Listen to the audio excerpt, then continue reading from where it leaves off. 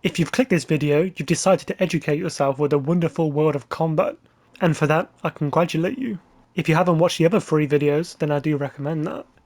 Now, as I mentioned previously, this is a video for beginners and intermediate players, so buckle up and let's get into part 4.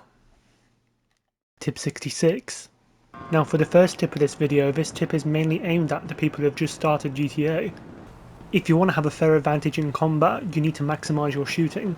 Doing so will make your recoil better, reduce your reloading time, make your accuracy better, and increase your ammo capacity. The fastest way to do this is by going to the firing range. Once you're at the firing range, set the number of challenges to unlimited. Once you've pressed play, go on to heavy, and then use the minigun.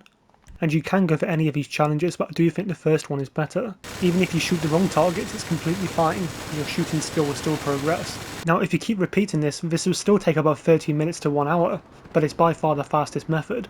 Tip 67. Running up hills and stairs in first person is a lot quicker than doing it in third person. Running in third person is a bit like slow motion, whereas running in first person is a lot more smoother, and no hesitation. Tip 68. Flying jets on GTA these days is quite a challenge, because there are so many ways to take them down. Here's some advice on how to fly a jet, and this goes for any jet. 1. You want to make sure your camera is the furthest away from the jet, like this. This gives you the most field of vision, so you're not crashing into obstacles. 2. If you're taking out ground targets, then you need to know your roads well. Expanding your map and looking where your targets are is the best way to do it. For example, if your target is down road number 2, then you need to know which road is number 2. Then once you've lined up a road number 2, take away your radar, and then you should be able to see them. Number 3, when you're strafing, you don't have to be too close to the ground. In fact, it's a good idea to practice shooting the ground to see how the range goes. As you can see, the bullets hit the floor way before I'm at the road, so diving too close to the road is unnecessary, and you're bound to have an accident. These days, if you're doing combat, I wouldn't really recommend flying a jet. They're extremely easy to take out the sky with an explosive sniper or a railgun. These weapons are the ultimate fly swatters. Tip 69. There is a method that I use to give myself health during a sniping battle. When I'm aiming, I'll be using my ring finger. When I'm holding L1, I'll be using my middle finger. And then when I eat snacks, I use my pointing finger. Doing this and also moving across at the same time is possible. However, you can't shoot while you're eating snacks. So once the weapon wheels off, then you can start shooting. This method does require you to use 4 fingers on your left hand. If you don't have that many fingers, then you're going to have a tough time. Tip 70. Don't forget, if you own a penthouse or a garment factory, you can make some good getaways if somebody's stalking you outside. The limousine service in the penthouse can teleport you quite far, including the desert. And in your garment factory garage, you can teleport to any train station across the map, which means you get good underground protection. And you can also go back to your factory by going through the same door. Tip 71. When you're not using a thermal helmet, make sure you're using the bulletproof one.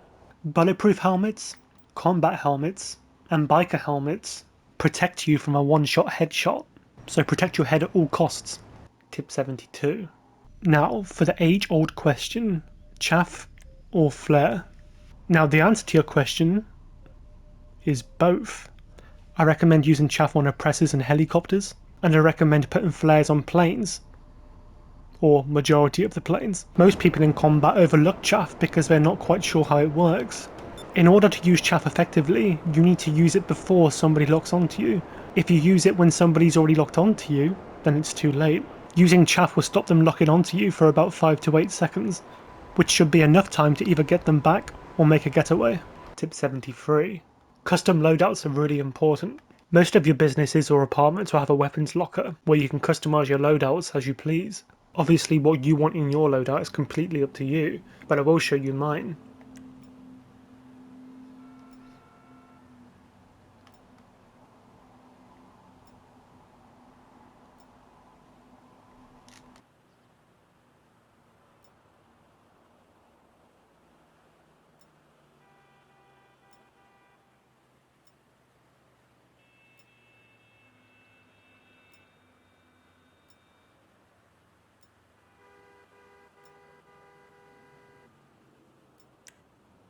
The reason why a custom loadout is so important is because you don't want to waste time cycling through every single weapon that you've purchased in the past.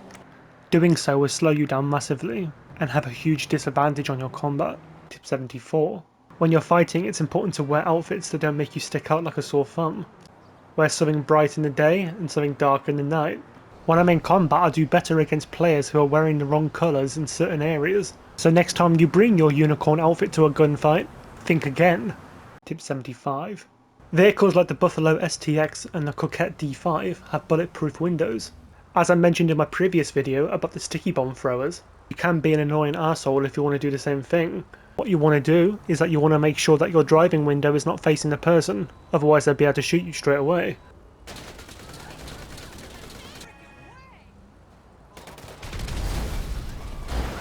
Tip 76.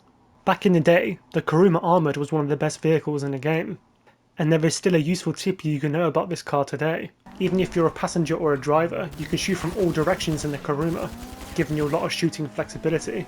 This tip's really good if you're doing drive-bys, but be warned, the Kuruma Armoured is quite easily destroyed with explosives. Do you mind?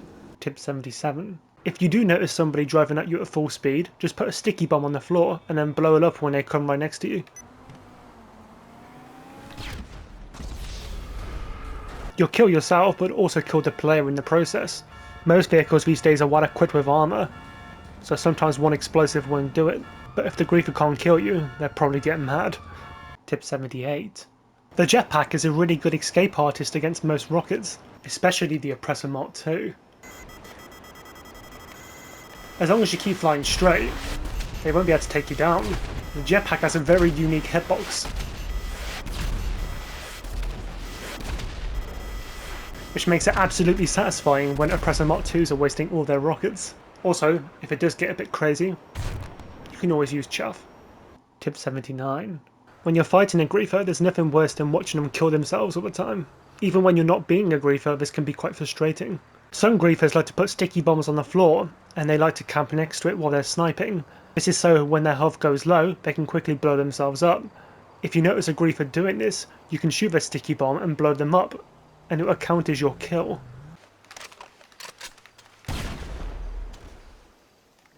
It's really cheeky to get a kill that way, and most griefers go absolutely insane. And finally, tip 80. The FH-1 Hunter is my most favourite helicopter to kill griefers, although this chopper does only work better when there's somebody else with you. The trade price of this chopper is 3.1 million, but if you do want to buy it now, it will cost 4.1 million. As the pilot, you'll have access to barrage missiles, homing missiles, and even a carpet bomb. But the best thing about this helicopter is what's in the passenger seat.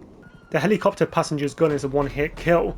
Not only that, the rate of fire is extremely fast, and there is absolutely no cooldown whatsoever. If you're quick enough and in a good area, you could take out griefers just as they spawn in, giving them a very hard time. And that's the end of the combat tip series.